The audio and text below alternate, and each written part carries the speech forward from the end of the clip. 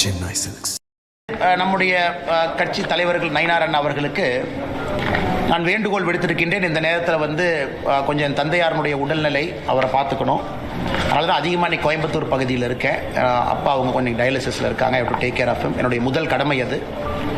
அதனால் இன்றைக்கி அந்த அடிப்படை வேலைகள் என்னால் செய்வதற்கான சாத்தியக்கூறுகள் இல்லை. என்னால் அதிகமாக டிராவல் பண்ண முடியாதுங்கிற வேண்டுகோளை வச்சிருக்கிறேன். தமிழக சட்டமன்ற தேர்தலுக்கான களம் சூடு பிடித்துள்ள நிலையில் தேசிய ஜனநாயக கூட்டணியில் அரங்கேறி வரும் அதிரடி மாற்றங்கள் அரசியல் வட்டாரத்தில் பெரும் பரபரப்பை கிளப்பி வருகிறது. பாஜக மாநில தலைவர் அண்ணாமலை தேர்தல் பொறுப்பாளர் பொறுப்பிலிருந்து திடீர் விலகல், டிடிவி தினகரன் போட்டியிடப் போவதில்லை என்ற அறிவிப்புகள் என்டிஏ கூட்டணியின் ஸ்திரத்தன்மை குறித்து கேள்விகளை எழுப்பும் வகையில் உள்ளது. கட்சியும் அதை ஏற்றுக்கிட்டு வேறு வேறு பொறுப்பாளர்களை ரீஅலோகேட் பண்ணுவாங்க. அதே நேரத்தில் பாரதிய ஜனதா கட்சி அடுத்த பிரச்சாரம் வேறு என்ன சொல்கிறாங்களோ அதற்கு நான் தயாராக இருக்கின்றேன், என்ன செய்யணும் அப்படின்னு. அது நயினார் நாகேந்திரன் அவர்கள் நம்ம கட்சியினுடைய மூத்த தலைவர்களுக்கும் எனக்கும் இருக்கக்கூடிய ஒரு கருத்து. உள்ளுக்குள்ளே நாங்கள் பேசிக்கிறோம். அதனால் கட்சிக்கு என்ன வேலை செய்யணும், கூட்டணிக்கு என்ன வேலை செய்யணும், நிற்கக்கூடிய பாரதிய ஜனதா கட்சியினுடைய வேட்பாளர்களுக்கு என்ன வேலை செய்யணும், நம்முடைய கூட்டணி கட்சி அனைத்து இந்திய அண்ணா திராவிட முன்னேற்ற கழகம் உட்பட எல்லா கட்சிகளுக்கும் என்ன வேலை செய்யணும் கட்சி சொல்லுதோ அந்த வேலையை செய்வோம். பாஜகவின் முகமாகவும் ஆக்ரோஷமான அரசியலை முன்னெடுத்து வருபவருமான அண்ணாமலை தேர்தல் பொறுப்பாளர் பொறுப்பிலிருந்து திடீரென விலகியுள்ளார். அண்ணாமலை போன்ற பாஜகவின் முன்னணி தலைவர்கள் களத்திலிருந்து தற்காலிகமாகவோ அல்லது முழுமையாகவோ விலகுவது அந்த கட்சியின் தொண்டர்களிடையே ஒருவித தொய்வை ஏற்படுத்தி உள்ளதாக கூறும் அரசியல் நிபுணர்கள், மாற்றம் வரும் என்று நம்பிய வாக்காளர்களுக்கு தலைமை பொறுப்பில் இருப்பவரே விலகுவது ஒரு பலவீனமான சமிக்கையாக பார்க்கப்படுகிறது என்கிறார்கள். தேர்தல் என்பது வெறும் எண்ணிக்கை மட்டுமல்ல, அது ஒரு மனோபாவம். ஒரு கூட்டணி வெற்றி பெறும் என்ற பிம்பம் இருந்தால் மட்டுமே நடுநிலை வாக்காளர்கள் அந்த பக்கம் திரும்புவார்கள்.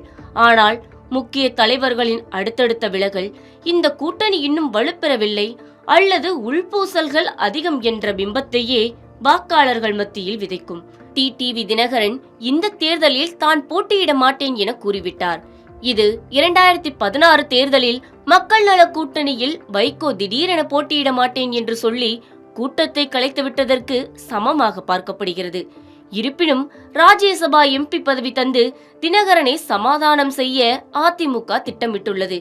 இப்போது அண்ணாமலையும் தனது தேர்தல் பொறுப்புகளில் இருந்து பின்வாங்கிவிட்டதால் என்டிஏ கூட்டணி மீது மக்களுக்கு எப்படி நம்பிக்கை வரும் என்ற கேள்வி எழுகிறது. பொதுவாக எதிர்க்கட்சிகளின் வாக்குகள் சிதறும் போதும், வலுவான மாற்றமாக ஒரு கூட்டணி உருவாகாத போதும் அது ஆளுங்கட்சிக்கே லாபமாக பார்க்கப்படுகிறது. அந்த வகையில் அதிமுக பாஜக கூட்டணி தனியாகவும், விஜயின் தாவேக தனியாக நிற்பதும், சீமான் தனித்து நிற்பதும், கணிசமான இளம் வாக்குகள், திமுக எதிர்ப்பு வாக்குகள் எல்லாம் தனித்தனியாக பிரியும். அப்படி அமைவது என்பது திமுகவிற்கு பெரும் லாபமாகவே அமையும் என்கிறார்கள் அரசியல் நிபுணர்கள். என்ன நண்பர்களே, இந்த திடீர் மாற்றம் குறித்த உங்கள் கருத்துக்களை கமெண்டில் சொல்லுங்கள். Subscribe to One India and never miss an update.